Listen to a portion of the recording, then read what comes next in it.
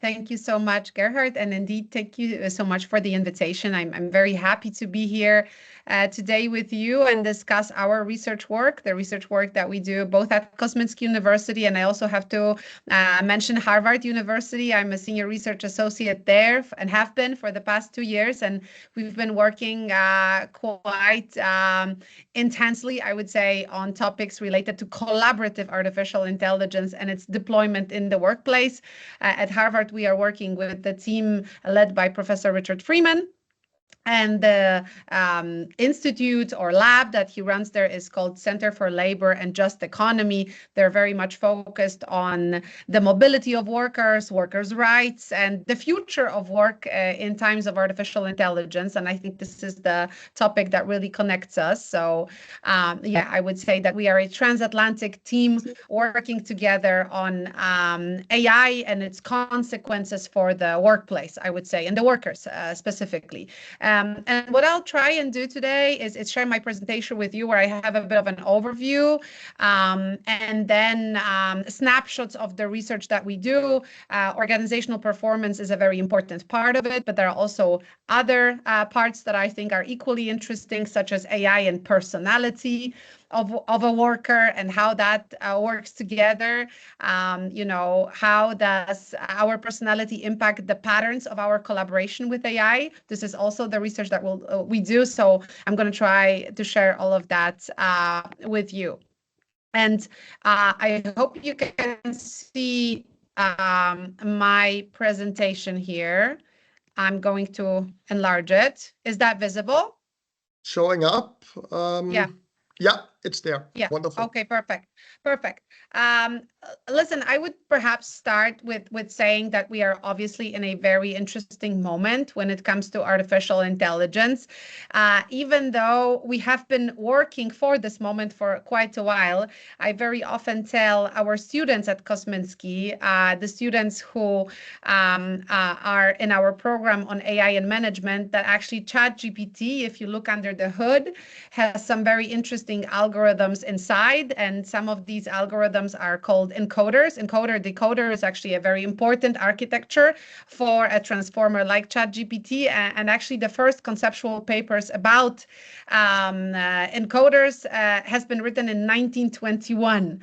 So that only goes to show that we are really now revisiting some of the algorithmic heritage, and we are making good use of it. And AI, many of my students think that it's actually a discipline that has just recently boomed.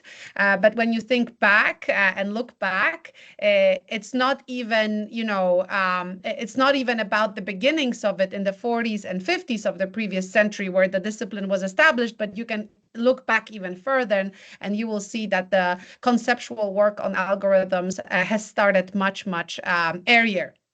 And I think, you know, the moment right now is extremely interesting, and I'm sure, particularly at a School of Governance, you are looking at it also from that perspective, because AI is obviously a very important topic for organizations and businesses, and it actually has been for more than 10 years now. I think since the beginnings of deep learning in around 2011, we could see great interest of organizations in using, deploying, implementing artificial intelligence. Also to increase organizational performance. That was probably one of the main goals. And then perhaps finding some revenue streams, maybe optimizing certain processes was yet another important part of it. But it's also a technology that resonates in a geopolitical sense, I would say right now. The moment is very interesting because when you look back, I mentioned, you know, that nascent phase of artificial intelligence, which was around the 40s and 50s of the previous century.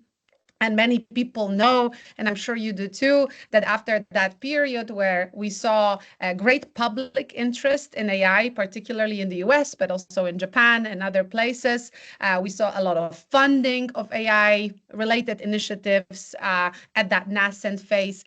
Then there was a period where I think many people felt that AI was over-promising and under-delivering.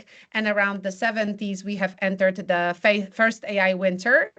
which was actually quite a long period of lack of funding and general disbelief in this technology and in how it could change our lives. And then there was also another winter, again, quite substantial, a couple of years in the 80s. So before those winters, we had a period of great interest in artificial intelligence, and some of my students also ruminate about that and think about the possibility of a next winter, and they're trying to assess, in what stage of AI are we right now? Are we in that hype of artificial intelligence that somewhat reminds us of the 50s? With a lot of public funding, with public actors, states, and supranational institutions being interested in this technology, and what's going to happen next, right? Will we have an AI winter, or will we rather have a never-ending AI summer, in fact, where we will see even greater interest in this technology, and it's going to resonate with everyone even more? I think we're already at the stage where AI is present in all the discussions, so I think it's a very interesting question to ask, what's going to happen next? And I think we can also talk about that perhaps during our Q&A, because maybe you have your own assessments of the season that we're in when it comes to AI. But I think making a reference to the 50s is quite interesting, because the climate to some extent can be compared. But I think obviously great interest in AI, and the fact that we are most likely now in an AI summer, let's say, right, in a period of increased funding, increased interest, plenty of research happening in that space. That is all related, obviously, to generative artificial intelligence. And I can also tell you that I have been working in the field of, AI, broadly AI, for the past 12 years. And most of the work that we have been doing was focused on human-machine interaction.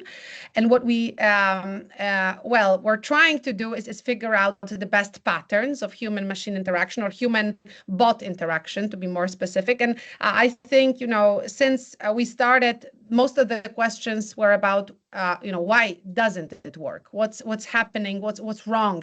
Why can't we have meaningful conversations with these systems? And now generative artificial intelligence, which is so extremely popular right now, obviously changed our agenda here. It changed our research agenda, because right now we don't ask questions about mostly limitations of this technology or why it doesn't work, but in fact, we are more so thinking about the collaboration with this technology, because it actually is working. It's working quite well.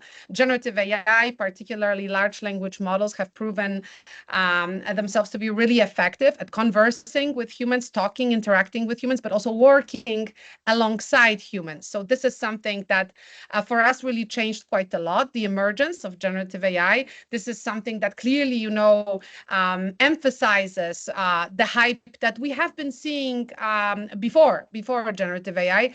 And it's certainly something that sets the stage, I think, for the future of us working with this technology and us also interacting with this technology. So when you think about generative artificial intelligence and the past 2 years, let's say since the beginning of this generative AI revolution, which I think we can say sort of started with the release of ChatGPT, sort of, because obviously the work has been happening prior to that, but ChatGPT became a viral technology very, very quickly. And I think it is fair to say that it has started this big revolution, which is not necessarily a fully scientific, I would say, revolution, because when you think about it, as I said prior, some of these algorithms have been devised, conceptualized already a while ago.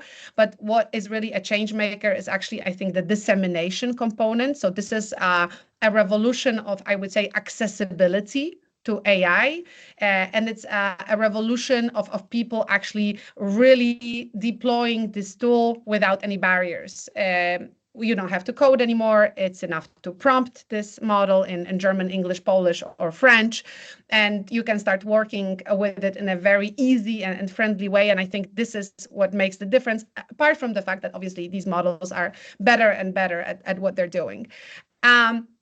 And when we look inside this generative AI revolution, we see obviously large language models and multi-models as well. We see, particularly now, I think it's very visible, various kinds of video models and diffusion models, so those that are generating images. We see models that are tackling sound and music composition. And we also see agentic AI, which I think is quite interesting, especially for us, for our research work. Using the power of something like an LMS, but also different types of plugins that allows you to create an operational agent that would not only draft an email response, but also send it, right? So actually make that full loop and do something for you or on your behalf or with you. And I think many people say that 2025 in particular is that time where agentic AI is on the rise. What's going to happen next, nobody really knows, or what season we will be in. But I went to Davos actually this year for the Economic Forum, and I have been hearing from many people that the next big wave in AI will be about physical AI, so connecting something like an LLM with a physical body to kind of realize and feel the limitations of the world, to create a model that would hallucinate less because it's confronted with a world that is changing, that is noisy, right? And it has that bodily perception of what's happening outside, and that actually limits the level of hallucinations and makes the model kind of in many ways much more interesting. So I think that that's sort of what is ahead, or at least on the horizon. And we are, as a team, very much interested in the evolution of Gen AI models and what's been happening to them. We're also trying to see as much as possible, or look into different models that are being built, because I think what is quite interesting is that obviously I've mentioned ChatGPT so many times already, but it's also true that we have so many other models out there. We have smaller models, medium-sized models, plenty of models built now in different languages. In German, Aleph Alpha. In Polish, actually, we have 3 different models. All of them are quite small. We have Mistral in French, and I think it's quite exciting that we do see some pluralism in this Gen AI space, particularly in LLMs, and we can use them and deploy them for so many different purposes. There are some models that are going to be very good at storytelling. There are others that are going to read your documents very diligently. There are smaller models that can operate a drone. So the possibility of collaborating with them is going to be very, very varied. And as I mentioned, as in the 50s now, we have this big geopolitical discourse on AI. This time around, obviously, it's much more advanced, it's much more robust, and we have this big AI race, a race of investments in infrastructure. Take a look at the US. Plenty of companies are announcing that they're now not only building AGI, but also superintelligence. And for that purpose, they would need major investments in the infrastructure. And obviously in the US, we've had this announcement, 500 billion for AI infrastructure, for AI data centers, factories, and whatnot. And we also saw similar things recently happening in Europe, where Europe as well announced its push, right? 200 million euro for the infrastructure for artificial intelligence to build more refined, better models, reasoning models, perhaps physical AI to some extent as well. There was a bit of a glitch, right? When you think about this pluralism in Gen AI, particularly in LLMs, and how it's connected to major investments in the infrastructure. Obviously, DeepSeek here presented itself as a challenge because China announced that it only needed $6 million to train DeepSeek, which is now an open source model, I think very popular in the so-called global south, definitely for many, many users, quite attractive. I am not sure about this assessment. I'm not sure about the 6 million. And I think maybe the model was more expensive. But nonetheless, I think the way China presented it was kind of to say, well, you see certain trajectory for AI's future, and we see it in a different way, and we have completely different ideas. So the race is very, very intense. As I mentioned, Europe is also trying to play a role in this race. And I think what Europe is trying to build is some sort of scaffolding, right? On one hand, majorly invest in artificial intelligence, become sort of more competitive mentioning here the Draghi report, obviously. On the other hand, also set some rules, right? Set some rules that are, I think, very interesting.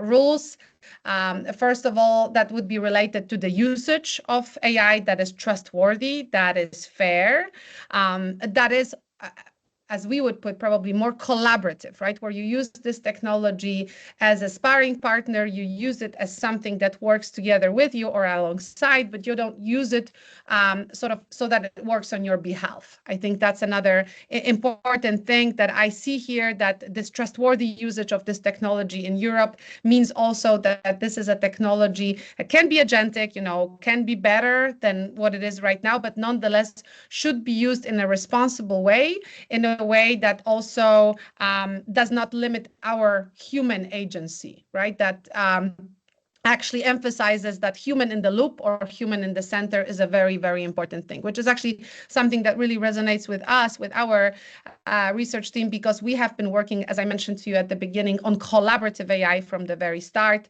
which is sort of a normative stance, because it's not just about detecting the possibilities of AI in organizations or also for individual usage, but it's also very much about how you use this technology. And I'm getting to that. Before I get there, just one quick snapshot, maybe it will be interesting for you, because I mentioned this big geopolitical race and what, different countries, different parts of the world are doing. There are two sources of data that right now are very interesting for me, and also I think in that sense very telling about AI implementation, right, in this second or now third year of generative revolution.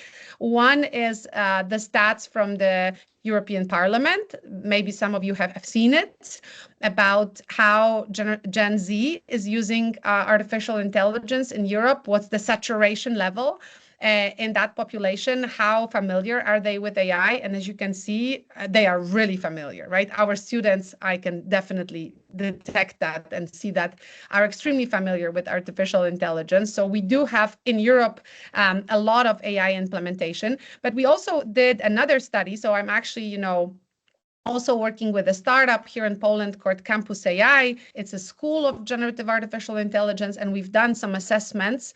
And I think it's very interesting to look at the implementation of this technology because it brings us some surprises. And I think, it's also very important because I think we are now facing a situation where we have a bit of a parallel worlds. One world is about discourse focused on artificial intelligence. It's future, right? This is where the hype is. And then this other thing that also Gerhard mentioned at the beginning is this real implementation, the systemic one, that comes from organizations, but also the individual cases of using artificial intelligence, where actually it is quite cumbersome, right? You can talk about AI and building better and better models, but on the other hand, what you do face is very often a challenge of how to find the best use case for this technology, how to find ROI on AI, how to find that, productivity gain that you're looking for from this technology. And I think we are in this tension between, what's being told about AI and what is really happening. So we've done this assessment with Campus AI, where we were looking at actually 4 countries, just 4. We want to definitely broaden that in the future. We were looking at, how AI is, or Gen AI more specifically, is deployed in the United States, in the United Kingdom, how many active users you have there, how many hesitant users, and how many people are actually unaware of this technology. We were quite surprised to see how New Europe, right, Poland, representing it here, kind of emerges as a very ambitious player that wants to leverage and benefit from this technology. We've also looked at, how acquainted we are with different models, because it's clear that ChatGPT has dominated that space, but it's definitely not the only technology out there. As we know well, Europe is trying to build models too. There are other commercial players that are also racing ChatGPT, and indeed we saw that our familiarity with different tools is already growing. We have ChatGPT, but we also have Gemini or Copilot, and in the countries that we've been researching here, we certainly saw that the familiarity with all these tools is growing. Again, Poland surprised us a bit because it turned out that perhaps the familiarity is not as big as in some other countries, but on the other hand, in terms of real usage, that translation is spectacular. So when you hear about ChatGPT, you are starting to use it very consistently in your daily practice. And that's quite interesting. I think this is a novelty for us. We did not expect that. And then obviously, you know, the US is such a big country. The pool here, the representative sample was 500 persons. So I think, you know, it's okay. But obviously the US is much larger, and you will see contrasts in the US, you know, between, say, you know, the states that are like California, definitely oversaturated with AI, and those where it's not deployed in such a way. By the way, if you're interested in that, I'm leaving the QR code because this generative report is ready, you know, right now, and you can read all about it. There are some other interesting questions like, you know, how likely are you to pay for models? Would you buy a premium? What are the main usages that you find interesting or important? Is it just, you know, to delegate some tasks to AI, some routines? Actually, no. Very often it's about inspiration or overcoming writing block or something like that. So I think quite many interesting things there that are, as I said, for us as researchers of this technology and its organizational performance, very, very important. And now I want to give you a bit of a snapshot of what it is that we do in this field of collaborative AI. There are at least a couple of things that I would like to highlight here. First of all, recently, my co-author and I, we finished writing a book called Converging Minds. This is what you see here is actually the Polish edition, which is actually quite interesting because it became a book bot. So it became a book that you can talk to about itself, right? You can talk to this book about the book and make it summarize itself for you. So we've been doing quite interesting things with it. But the book itself was really devoted to collaboration with artificial intelligence and to this paradigm of collaborative AI, where actually what we really wanted to do was not to generate a book, which I think very often will be a failed experiment because that book cannot be interesting right now. If it's fully generated by AI, it will be full of repetitions and I think many generic things. So instead, we wrote the draft ourselves, but then we were very careful and I think precise with using agents and AI assistants to help us in making the book better, which for us is really the spirit of collaborative AI. So we have deployed a couple of different assistants. One of them was the idea generator that would help us organize the content of the book and the flow.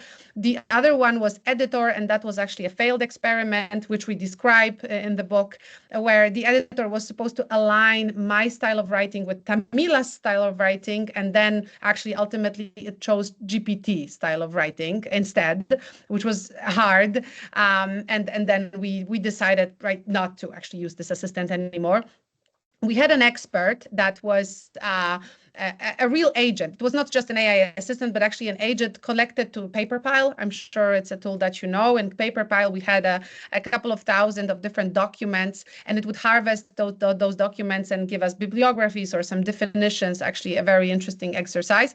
But then the best role that we actually found for our AI assistant was a critic. So each and every time we would finish a chapter, we would send that chapter to a critic that received a meta prompt, which was about criticizing the book in a meaningful way. We embedded our AI assistant in the role of a critic that is quite unhappy with the book, but sees a potential in it, and therefore gives us, solid criticism that we can work with. And I think ultimately it did elevate the quality of our book. So this way of working with those assistants, and by the way, there were 12 of them because we used 3 different language models to create all of these different roles, and we've tested all of them. So in a way, we had a hybrid team, you could say, where you had 2 main authors who were humans, but also on top of that, we had 12 different assistants that were helping us in crafting this book. Juan Manuel, I see that you're raising your hand, but if you allow, I would leave that for the Q&A, okay? The conversation, if that's all right. I would finish my part and then we can go to the discussion. So here is actually the bookbot in a visual form. I'm not sure if you'll hear them talking, but these are our avatars, which are, are connected to bots that have RAG, and in that RAG, they're reading the content of the book. And through the RAG, they're like, harvesting the content on the book, and they're talking. So two co-authors in forms of avatar are talking about the quality of the book and what could be improved in the books. We can give them just a second so that they talk not too long. But it's a new form of, I would say, experiencing the book in a different format. Camilla, envisioning the future of collaborative AI. I see a world where AI not only assists in content creation, but also predicts scientific theories before they're hypothesized.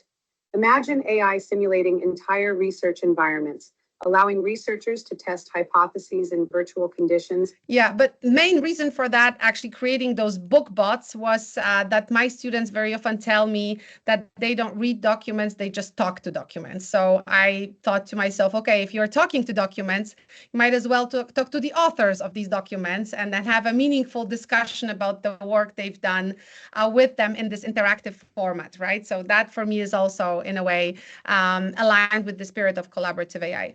And now to productivity, which will be my final part.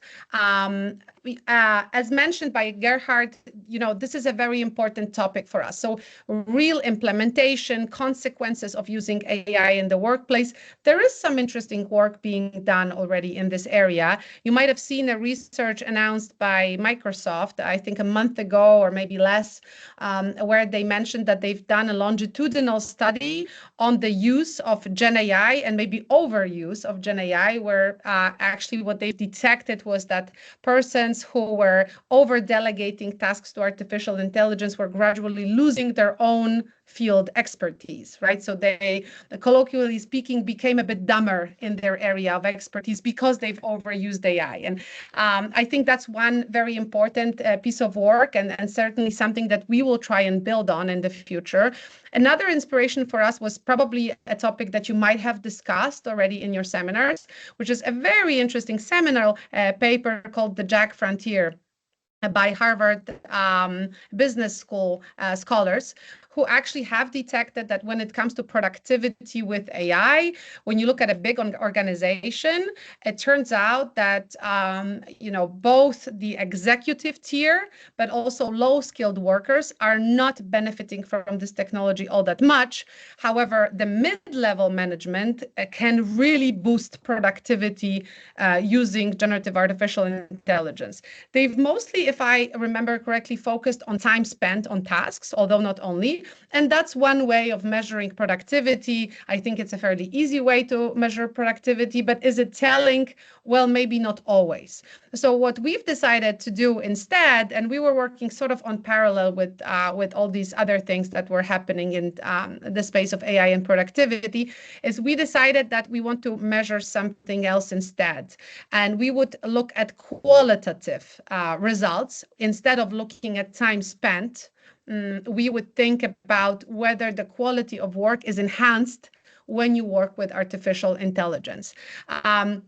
So our research work was actually focused specifically on that, and I'm happy to follow up with the paper that is actually open source, so everybody can read it.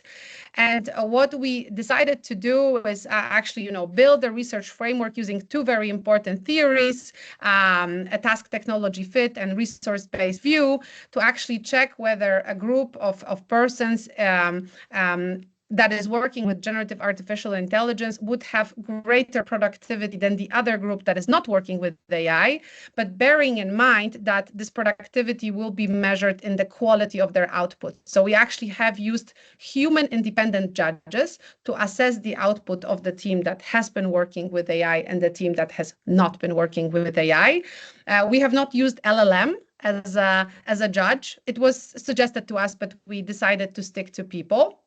And obviously, it was a blind sample. So in that way, our judges wouldn't know what they were assessing. So which group they were in fact assessing. And by the way, the participants were all marketers. So they were a group of marketers experienced in the field of marketing, and their task was to actually design a marketing campaign that would comprise of a couple of different tasks. And I think another novelty that we had here was actually, we didn't look look at the job par excellence. Instead, we looked at tasks specifically, and we decided to divide them into tasks that are simple, routine, creative, and complex. We had 4 different tasks, and then we would look at the quality of performing those tasks, right, with the help of Gen AI and without the help of Gen AI. And actually, in overall, you could see that the quality of the group that has been working with AI was consistently better, right? The average quality of tasks for the group that has worked with Gen AI was much, much better. We also did some tests to assess the interreliability of the judges' assessment, right? So we would look whether their assessments were similar, and here we had also quite good results. So we could state that yes, for all the judges, the assessment was very similar, and yes, the productivity of the group that worked with AI was far better. And obviously that varied. There are some interesting details here, right? There were some tasks where you would see how that quality is really elevated, for instance, something like a competitive analysis. But for instance, for product naming, what we saw was actually quite a different thing. Here, the help of generative AI was not so substantial. People were very good at coming up with interesting, innovative names for products without the support of Gen AI. So it really is task dependent. That's one thing. We also did some interesting semantic analysis, and we saw how really, in terms of lexical diversity and the length of sentences, AI aligns with you, how it's really a flexible tool. And in that way, it can be really a collaborative tool because it writes a bit like you, and it really adjusts well to your style of communication. The only difference that we saw here was quite funny, and actually that was mood or sentiment expressed.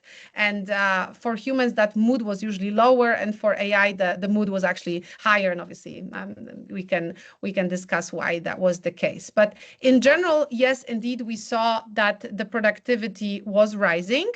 But bear in mind, that we also kept the principles of collaborative AI here, right? So we said actually to those marketing managers that they don't have to use AI. So the group that was actually exposed to artificial intelligence could either make a decision to use it extensively or could use it just, here and there and not overuse it all that much. So they were the ones making a decision about how they want to deploy the AI. It was not a top-down decision of ours that would be described in the, tasks for them.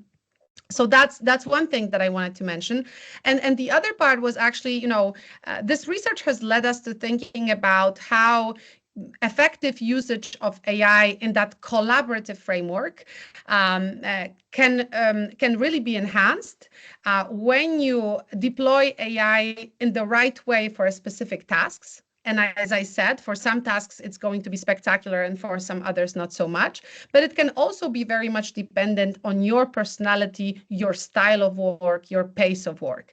And we did see in another research that I can also share with you that, for instance, people who are extremely open will have different patterns of working with artificial intelligence than people who are neurotic. People who are very conscientious would really be very detailed oriented and would check everything that AI has prepared for them. And their pattern of working with AI was, again, very different from people who are extremely agreeable, right? So that all together, I think, builds a picture of really a framework of human-centric artificial intelligence, where the way you use AI is going to be dependent on the tasks that you are set to do, but also very much on your personality. And if we embrace that, actually the familiarity with this technology and the satisfaction of using artificial intelligence can also be much, much higher, right? So this is, the thing that we are currently focused on. We're also looking into team dynamics. So far we've been mostly focused on individual use, me versus AI. Now we want to move towards something that I've just shared with you when I was talking about the book, which is hybrid teams, humans and AI, and the interplay between them, the dynamics inside the team. I think it's quite fascinating. And one last thing I want to say before I give the floor back to you with your questions, feedback, comments, is actually, a project that we are currently embarking on. I know that Hertie is a part of Civica, European University Alliance. Actually, at Kozminski University, we are also building an alliance of 11 different universities. We have obtained a grant from the European Commission to create such an alliance, and our alliance will be focused on the future of higher education with artificial intelligence, where, again, we want to deploy the principles of collaborative AI. So we don't want to create a virtual campus where avatars would teach students and we would just sit and do nothing as real humans, professors. We don't want to overuse artificial intelligence. We're actually trying to detect the best ways of using AI also in the university setting, right? As perhaps something that you can have consultations with after the class, or a career advisor, agent-based career advisor. So our university alliance is called EU on Air. Collaborative AI will be a very important principle for how it operates. And here you can see, that's the first rendering of the virtual campus that we are building for all our partners. Actually, we have 2 partners from Germany as well, HTW and Heilbronn University. And we want to create a virtual campus full of AI agents and avatars that can help you out and enhance perhaps the process of teaching. So I'm just going to play a very short snapshot of it. You'll see my avatar there speaking different languages in that virtual setting, and then I'll stop to give the floor to you. Sure. Today, we embark on a journey to discover how the European University Alliance EU on Air is integrating generative AI into our educational systems. Inicjatywa ta ma na celu stworzenie inteligentniejszych i bardziej dostosowanych środowisk uczenia się, które odpowiadają na potrzeby współczesnych studentów. EU Nutzung von generativen KI streben wir danach, den Lehr- und Lernprozess zu personalisieren und zu optimieren. EU inclut la manière dont les cours sont conçus, dispensés et évalués. L'aliança fomenta la col·laboració transfronterera entre universitats per compartir coneixements i recursos en IA. Mūsų tikslas - sudaryti galimybes mokytojams ir mokiniams iš visos Europos naudotis pažangiausiamis technologijomis. EU daje također podupire razvoj etičkih smjernica za upotrebu AI u akademskim postavkama. Τελικά, αυτή η πρωτοβουλία θα οδηγήσει στη δημιουργία ενός πιο δίκαιου, προσβάσιμου και ευρωπαϊκού εκπαιδευτικού πεδίου.